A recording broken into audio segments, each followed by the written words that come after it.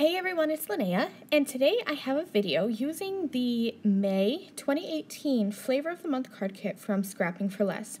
I fell in love with this little stamp set. It's exclusive to Scrapping for Less from Brutus Monroe. I fell in love with it, so I had to buy this kit. It's an older one, but there are still kits in stock if you wanted to purchase one.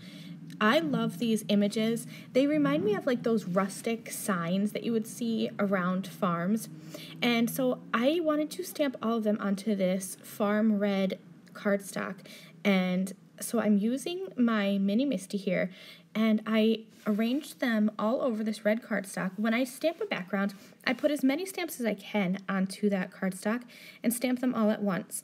And then I sprinkle on the white embossing powder, and then I repeat. So I only had to do this twice because these stamps are pretty big, which is good because the more times you bring the heat to your paper, the more it'll warp. So all I did was just stamp and emboss, and then stamp and emboss again. And then I had this full background piece. So this pattern paper is from the first collection in the May 2018 kit. And I love this little strip in the middle, bottom middle here, and it has that little chicken coop and the cows. I thought it was so cute, so I trimmed it out, and I wanted to use that as an accent piece for my background. So I'm just going to fiddle around with it for a little bit, deciding where I want it to go, because I love this little piece here that says farmhouse, sweet farmhouse.